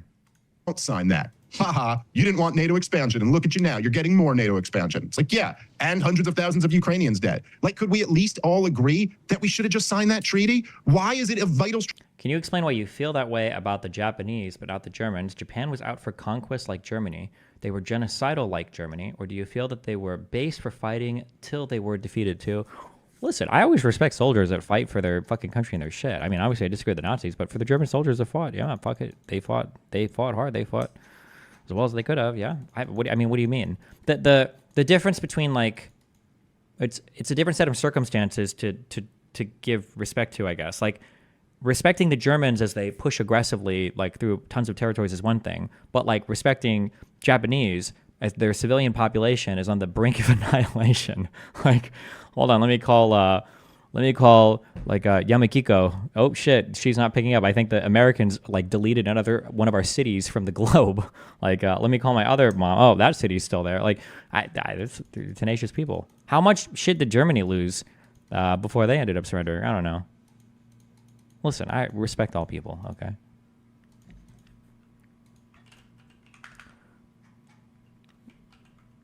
Search for draft. It's historic that now Finland is a member of the alliance, and we have to remember the background. The background is that President Putin declared at the end of 2021 and actually sent a draft treaty that they wanted NATO to sign to promise no more NATO enlargement. That's what he sent us. It was a precondition for not invading Ukraine. Of course, we didn't sign that. The opposite happened. He wanted us to sign that promise never to enlarge NATO. He wanted us to remove our military infrastructure and all allies. Why is he...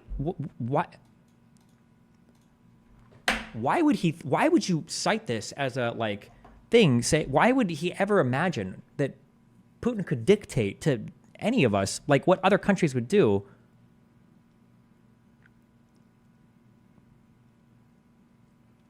This wasn't even about Ukraine. It was just about NATO expanding at all. How in what world is this fair? What?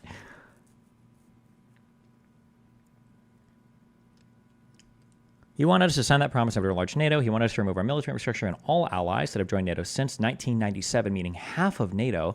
All the Central and Eastern Europe, we should remove NATO from that part of our alliance, introducing some kind of B or second-class membership. We rejected that. Jesus. Okay, that's kind of an important part too, no? Strategic debt. Didn't want NATO expansion, and look at you now. You're getting more NATO expansion. It's like, yeah, and hundreds of thousands of Ukrainians dead. Like, could we at least all agree that we should have just signed that treaty? Why is it a vital strategic interest? Okay, I think I see what you mean. Would you say that Palestinians are based for willing to die so their deaths could be used to further their goals? Like, do you respect it, but just think it's retarded? But you can be retarded and based at the same time. When I'm criticizing Hamas or I'm criticizing these people, I'm generally criticizing the cause for war and sometimes the conduct in war. But that doesn't mean that you wouldn't acknowledge like the individual bravery of the people present. We just don't usually talk about that. Yeah, I mean, fuck. Like, what's the what's the one joke? Was it a Chappelle joke? Was it a George Carlin joke? Look at what a few people and some planes did. Fuck, what was the... Or was it, no. Was it a Bill Maher joke? How brave were 9/11 hijackers. It might have been a Bill Maher joke. I think it was. This is the one that he got fired from TV for. On Politically Incorrect, the show that once followed this one, he made this infamous comment less than a week after 9/11. We have been the cowards, lobbing cruise missiles from 2,000 miles away. Absolutely. That's cowardly. That is a Staying in the airplane yes. when it hits the building. That is Say what you want terribly, about it, not cowardly. I mean, that's true. There are some cowardly acts, which maybe you argue like killing the civilians, but normally we just don't remark on like a person's like bravery. It's not that relevant in these conflicts. But what about Aaron Bushnell then? No, that dude was just straight fucking retarded. No bravery points for that. Now, if he would have like thrown him, like ignited himself and then jumped inside of an IDF tank, okay. Like Aaron Bushnell sets himself on fire because I don't know, dude's mentally ill. Okay, Palestinians will run up in their fucking Air Force Ones. Okay, they'll in their Ukrainian Eastern European joggers. Okay, they'll run up to IDF tanks and they'll plant bombs on the back and then fucking run away. Okay, these like 12-year-old kids will do this shit. That's pretty fucking brave, right? Also crazy and generally retarded, but... interest to the United States of America that we have a war guarantee with Ukraine. Like, what? How many people in America? It's like George Kennan said back in the first round of NATO expansion. I don't know what the jogger outfit shoes are. Somebody tell me. Why is it a vital strategic interest to the United States of America that we have a war guarantee with Ukraine? Like, what? How many people in America? It's like George Kennan said back in the first round of NATO expansion. We have neither the political will nor the resources to actually defend these countries. How many people in America actually would be willing to sacrifice themselves or their children to make sure that the Donbass region is ruled by Kiev? Would you guys be willing to sacrifice your kids for that? This is ridiculous. Anyone here? The average American wouldn't sacrifice their lives to protect East Germany or Poland either. Do you think the average American would fight for Warsaw? This rhetoric sounds convincing, but it's empty rhetoric. Likewise, you're still not talking about what you want to say. Explain. Like, didn't the average... Isn't that exactly what happened, though, for World War II? Like, we got the average American to go and fight in fucking Vietnam. We got the average American to fight in Iraq. You don't think we get them to defend people in Ukraine or Europe? We could send people to fight the fucking Taliban and fucking Saddam Hussein, but you don't think we get people to fight fucking Putin? Do you know what the fuck our country is called? Do you know the history of any part of this fucking planet? What are you talking about? Explain to me what you want today to I'm going to finish my point. I keep talking about today, and then you keep talking about NATO. We know. I addressed and acknowledged and agreed with the Western Americans that led to us. Vaush, you're interrupting me and then claiming I'm not addressing something. So first I was just saying, could we at least all agree that a couple years ago we should have just signed that deal and committed to not bringing Ukraine into NATO and avoided this war? Couldn't Russia have just invaded anyway? Huh? Couldn't Russia have just invaded anyway? That's such a good question. He's not going to answer. He won't answer. He won't answer. He won't answer. He goes, I can't answer that. No, I can't. And despite him saying like, oh, like we could have prevented all this. Now when Vaush like, oh, well, couldn't Russia have literally just invaded regardless? He won't answer. He won't answer. He's not going to. He can say, oh, maybe, or counterfactual. I don't know. Blah, blah, blah. Maybe he will answer. Okay. I'll give him props if he does. He'll at least have a fucking spine to answer this one fucking question. Sure. I guess in the worst case Oh my God. He's such a pussy ass bitch. God, he's such a pussy. scenario, it would be as bad as maybe. Vaush, that's not Vaush. That you're laughing, but there's no point to that. Yes, in the worst case scenario, we could have still ended. Let's talk about what we can do. Okay, let me please. Make my point. Okay, Vaush, let me just make my point instead of this constant interrupting. Listen, yes, in the worst case scenario, I suppose it could have gone as bad as it did in this scenario, but obviously the overwhelming odds are that it wouldn't have come to this. Now, in terms of your point of saying like, well, the average American isn't willing to go die for Germany or Poland. Okay, but so why are we adding more of these countries, especially when our own intelligence community is telling us that the risk of adding this other nation that Americans care about even less, the risk of it could result in this war, very explicitly, blatantly saying that. Now, look, again, I do think I actually answered this question pretty clearly, pretty early on in this. But right now, what we should do, being educated by what's happened in the very recent past, is to go, hey, America is going to announce that we will pull all of our support for Ukraine in this war under the condition that Vladimir Putin accepts some type of peace proposal. That's going to look like not quite as good as Ukraine would have gotten if they had taken the deal that Boris Johnson broke up. Hold on. Even if that was the case, the only way the United States could even offer that deal is if we were already supporting Ukraine. So then, do you agree that supporting Ukraine then was a good idea so that now we can condition Russian peace on withdrawing our support from Ukraine? But it's going to look like Vladimir Putin obviously keeping Crimea, obviously keeping some of the territories that he already has control of, and in exchange for him ending the war, we promise that Ukraine will not be admitted into NATO. Okay, so that deal is still possible. Listen, let me just add one final point to this, and then you can respond however you want. Understand something here. The United States of America holds all of the chips. We could offer Vladimir Putin something that would probably get him to do whatever we wanted him to do, and you know what that is, the ultimate crowning jewel for him. How about we leave NATO? If you end this war right now, America will withdraw from NATO. Why not? Listen, this is like silly internet rhetoric. Why not?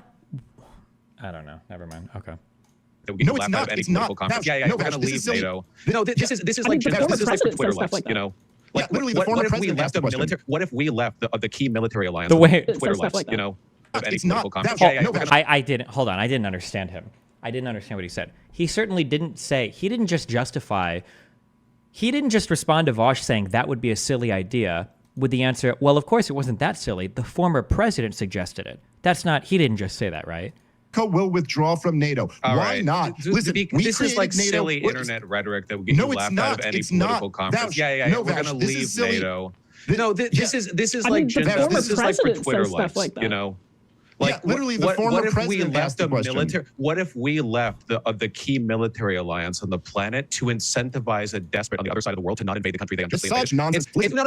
What part of that was not? Vaush just described what was happening. You even used the term despot. Like, what do you mean? What? Like, you literally called him that. I think you were the first one to use it. What? It's good for Twitter likes. It's great for like the ultra libertarians who are all like keenly interested in Yanukovych's like electoral legitimacy. It's not reality. You suggested that we offer to pull their support from Ukraine in exchange for a peace deal. Okay, fine. So let's finally talk about that then. What happens then if that divestment occurs? Naturally, there's a DMZ. Of course, there would be, right? And then you have a buildup of the remaining Ukrainian troops and Russia's troops on both sides. Don't you think it's likely that given a peace deal that takes place under those circumstances, eventually like the conflict would spark again? And this time, what are we going to do? Provide aid to Ukraine again when Russia invades again? But is the alternate just rolling conflict, like the ongoing slog for another couple of years? I mean. Yeah, they need to find the path through that allows the peace deal to take place in a way that doesn't guarantee an immediate future conflict. If we pursue an unjust peace that is immediately broken, it will have been for nothing, and we'll be in a worse position than we were before because nobody's going to want to stop the second version of the conflict 5 days after it starts. We need to be careful with this. So first of all, let me just say that and then Vaush will close with a response from you. Okay, so I think that Vaush's response of like, oh, this is just what internet libertarians care about or something like that. I just think there was a lot of words without you actually saying anything there. NATO. Wow, that's like everything you say ever. Was created. Not really. I mean, Dave does say shit. It's just incredibly fucking stupid. World War II, because we had the Soviet Union controlling half of Europe, and the West and Western Europe had been destroyed. It was in utter ruins. And we're doing the bipolar. No, he doesn't say bipolar. The multipolar Mearsheimer theory now, or whatever.